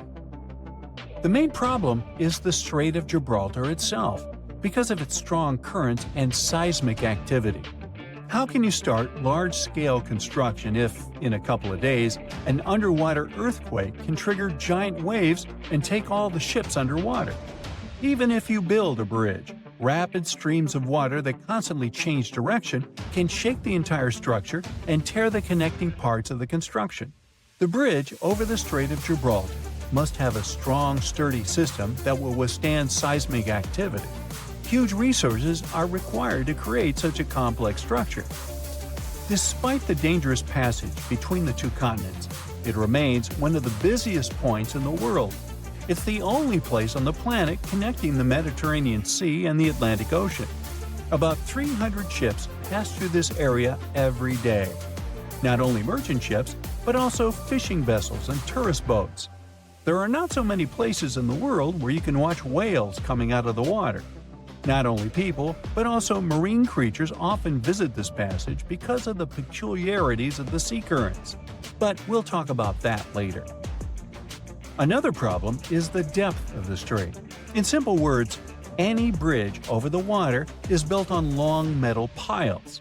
Builders and engineers stick piles into the seabed and use them as a holding base for the whole construction. But installing such piles firmly enough is a difficult task because of the uneven seabed. The seabed has a unique geological landscape, irregularities, and different densities of the Earth's rock. There are also reefs, rocks, and pits. Any seabed requires extensive geological studies before piles are installed. However, the bottom of the Strait of Gibraltar is especially difficult because of its depth, almost 3,000 feet. It's one of the deepest straits in the whole world. Just imagine, you'll need the height of 10 Statues of Liberty to reach the surface of the water from the bottom of the strait. What kind of pile should be used there to hold the entire bridge? Most likely, one pile will have to consist of several parts connected into one large metal rod. And don't forget about seismic activity. Let's say you've installed perfectly strong piles, but the next day an earthquake occurs and destroys the entire structure. And a strong current is carrying fortifications all over the Mediterranean Sea. The next problem is probably the most important one, because it concerns marine life. The Strait of Gibraltar has a high salt content. This natural element makes water heavier and makes it descend to the bottom of the deep Mediterranean basin. Then, this salt water pushes up cold water from the seabed into the Atlantic Ocean. These changes in water density, as well as fast currents, create sea vortices and turbulence.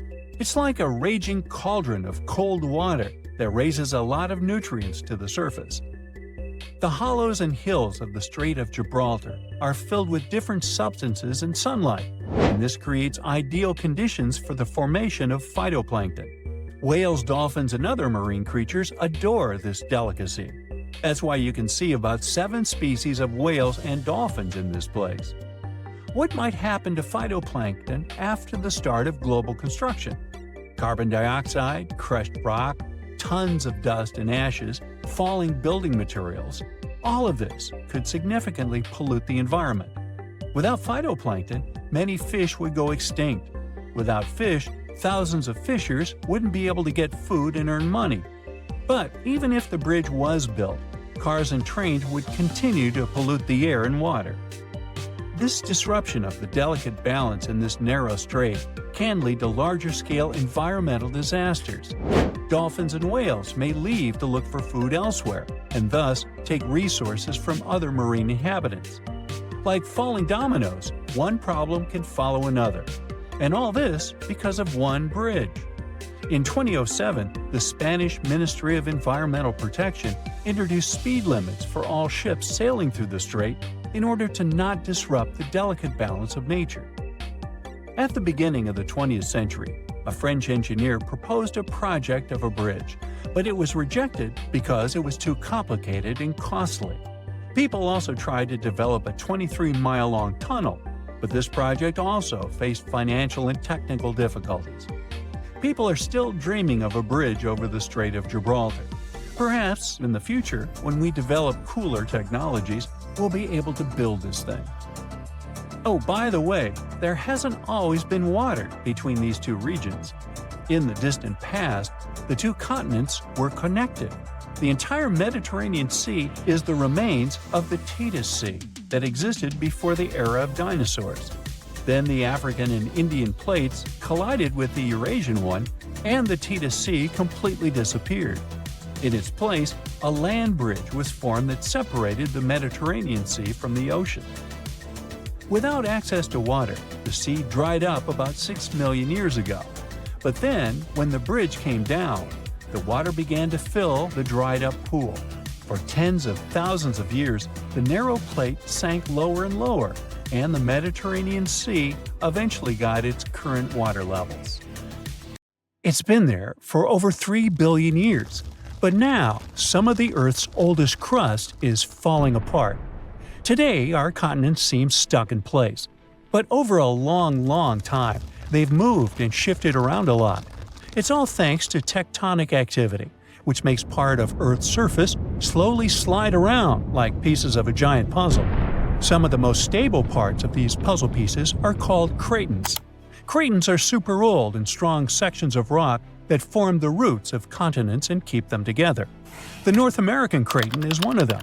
It makes up a big part of the United States, about half of Canada, and most of Greenland.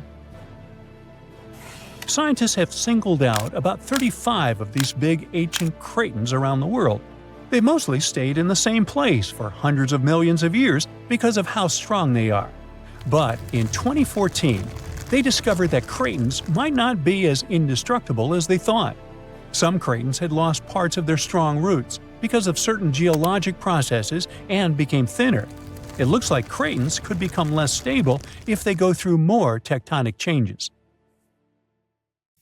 In 2024, scientists at China University of Geosciences analyzed an ancient landmass called the North China Craton, or NCC for short. They wanted to learn more about how some of Earth's oldest rock regions can break apart. This process of cratons disintegrating is called decratonization.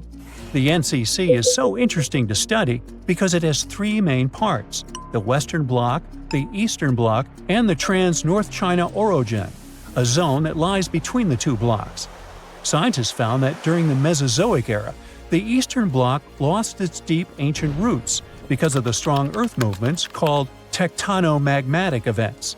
So scientists wanted to see exactly how the processes in the mantle and the movements of Earth's plates led to the breaking down of the NCC. They created 4D models showing how the NCC's shape changed over time, including its surface shape, how its layers stretched, and the way earthquake waves moved through it. They found that a section of the tectonic plate slid beneath the craton and then began to roll back. This rolling and stretching made the strong rock thin out and eventually lose stability. All this started around 200 million years ago, back during the Jurassic period, when dinosaurs were rocking the world. The North China Craton isn't the only place where this decratonization process can happen. Other cratons, like those in North America, South America, and China's Yangtze region, may have gone through similar changes.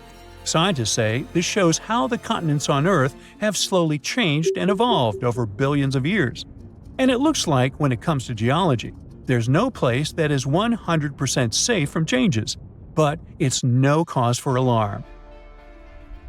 You don't notice this, but our planet never stops moving and is perfectly normal. But sometimes, this movement still brings dramatic changes. In 2017, scientists made an official announcement that Zealandia can be called a new continent. The continental shelves of this mysterious continent are lying at a depth of around 3,280 feet below sea level. The nearest oceanic crust dives even deeper, at 9,800 feet below that. Geologists have gone deep down to collect rocks from the ocean floor. They found that, unlike the nearby oceanic crust, which is made up of fresh basaltic rocks, the crust around New Zealand is a mix of ancient granite, limestone, and sandstone. All this screams continental crust. Plus, scientists have discovered a narrow strip of oceanic crust that separates Australia from the hidden land of Zealandia. It means these two are separate continents. 85 million years ago, Zealandia decided to break free from the supercontinent Gondwana. Millions of years later, the mighty Pacific Plate, the heavyweight champion of tectonic plates, decided to take a dive beneath Zealandia's continental crust.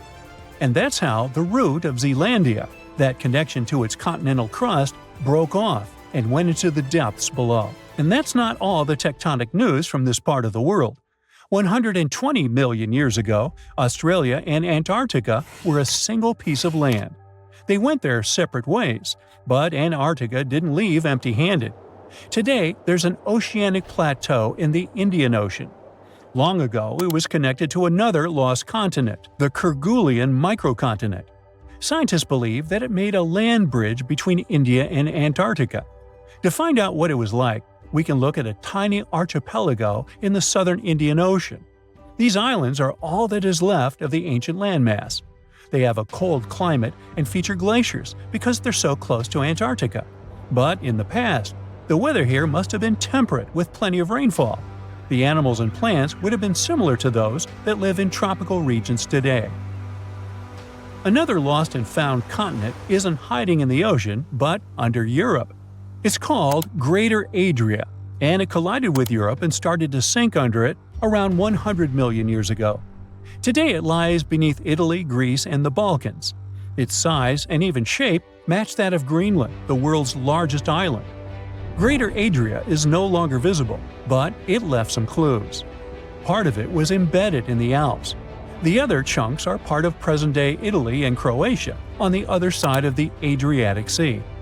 Limestone rocks from the former continent started to change once they were under the European landmass.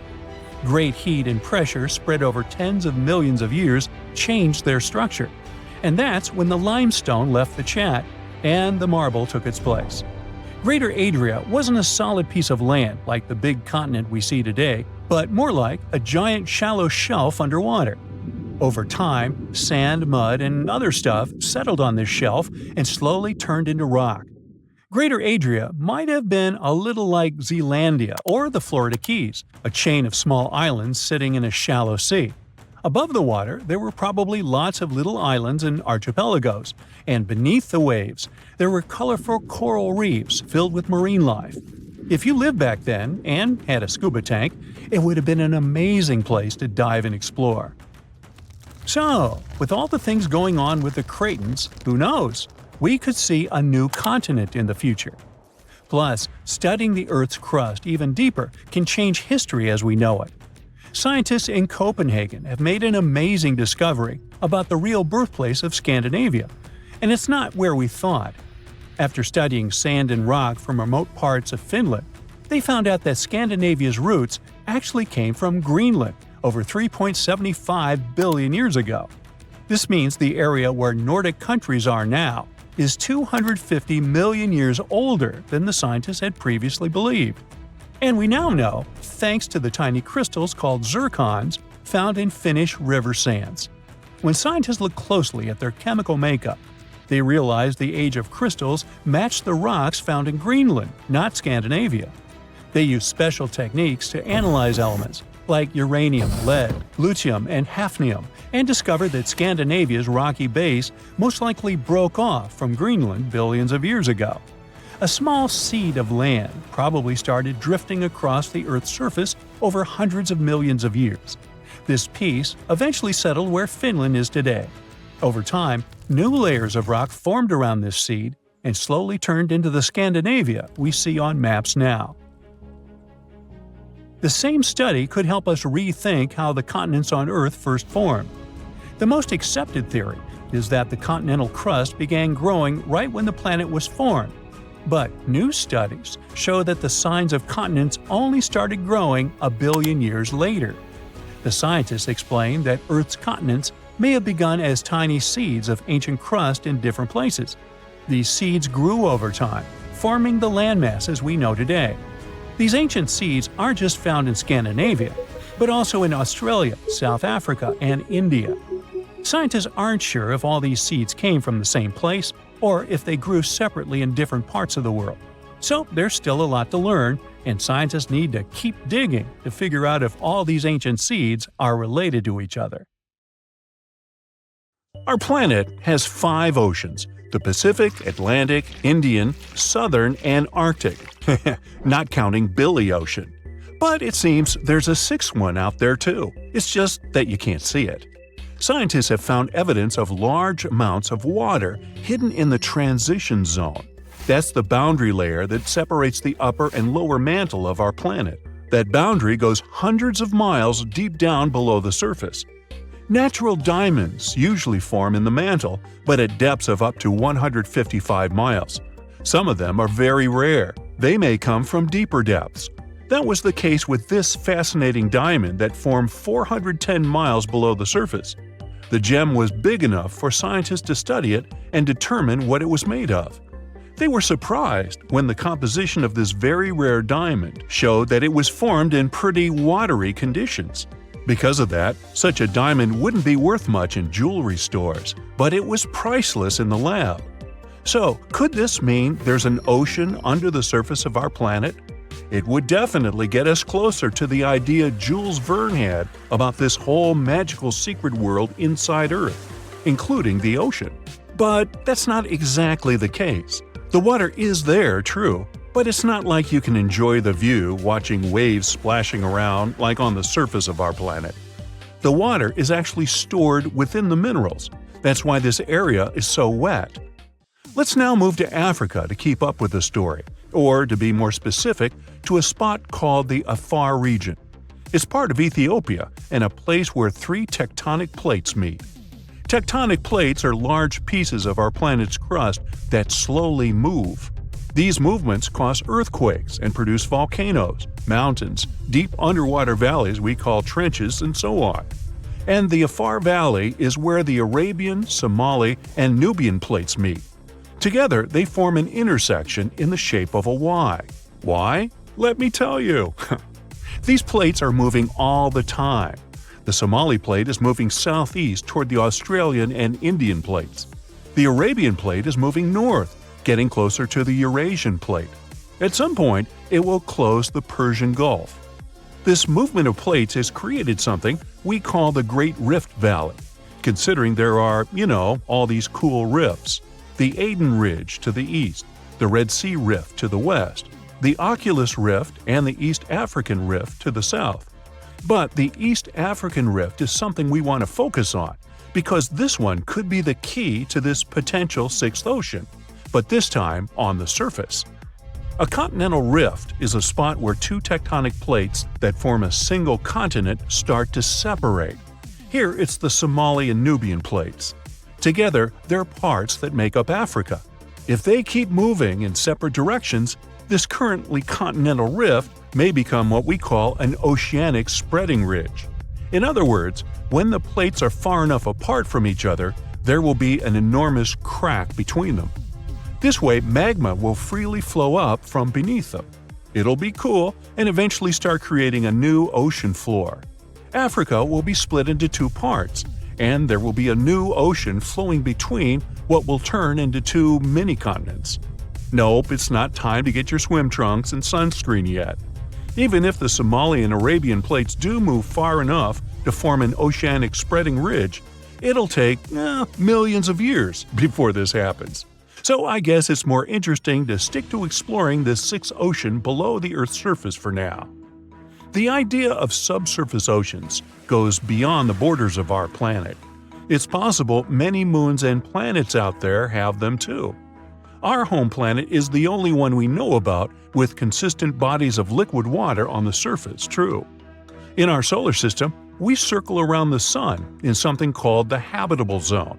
The temperature and atmospheric pressure within this zone allow water to remain in liquid form all the time. But a couple of moons in our solar system could also contain significant amounts of water under their surface. Enceladus, one of Saturn's moons, is the first one. Enceladus is a small frozen ball 7 times smaller in diameter than our moon, but it's the 6th biggest moon of Saturn. Nearly a decade ago, a spacecraft found evidence that there was a large ocean under its surface. It found and sampled water from the eruptions that resembled geysers. A geyser is a rare type of hot spring that erupts and sends jets of steam and water into the air. Like Old Faithful in Yellowstone? Well, this water was erupting through fissures in the ice at the south pole of the moon. That means there might be a liquid ocean under the thick layers of ice. The ocean there is almost nothing like ours. The ocean on Earth is relatively shallow, on average 2.2 miles deep, and it covers 3/4 of our planet's surface. It gets colder the closer you come to the seafloor, and is warmer if you stay close to the surface because of the sun's rays. But the subsurface ocean on Enceladus is at least 18 miles deep. It's cooler at the top because that part is near the ice shell, and warmer at the bottom because of the heat coming from the moon's core. But both our ocean and the ocean on Enceladus are salty. Enceladus is one of the few places in our solar system that has liquid water, which makes it an interesting spot to search for signs of life. Another one is Europa, one of Jupiter's moons. Scientists think similar eruptions of water could be happening there. Knowing there are such geysers there tells us these moons have their own source of energy. Maybe the energy that makes the water erupt comes from gravity or radiation. The same energy could keep a large body of liquid water under the ice. It could even support some forms of life. There are thousands of planets beyond our solar system that orbit other stars. Some are even in the habitable zone. Over 1/4 of the ones that we know about could have liquid water, but the majority of them probably have oceans under their surface, like Enceladus and Europa. Pluto might be on this list too, since it's possible it hides a liquid ocean under its thick frozen shell. This subsurface ocean likely formed long after the dwarf planet did, after the heat coming from radioactive elements in Pluto's core melted some of its ice. There's also something called water worlds. Those are moons or planets with global oceans that are more common than we thought. I mean, some call Earth a water world too. 71% of its surface is water after all. And when you look at our home planet from space, you mostly get those blue marble pictures. When exploring other planets, especially those outside of our solar system, researchers often go with a policy of follow the water. After all, water is the main element we know that's necessary for supporting life. And when there's a water world that's close to its parent star, scientists assume it must have formed way farther and then moved closer once its orbit shrank. The composition of the planet was set when it was in a colder orbit, or, in other words, when it made a wider circle around its star. We call the process of orbital shrinking a migration, and if water worlds are really that common, it can be proof that migration really happens. Exoplanets are all those planets that orbit around other stars, not our Sun. Some exoplanets may have oceans that are way deeper than any of those in our solar system, hundreds or even thousands of miles deep. Our Mariana Trench is scary, and it's not even 7 miles deep. And those exoplanet oceans are, wow, almost bottomless.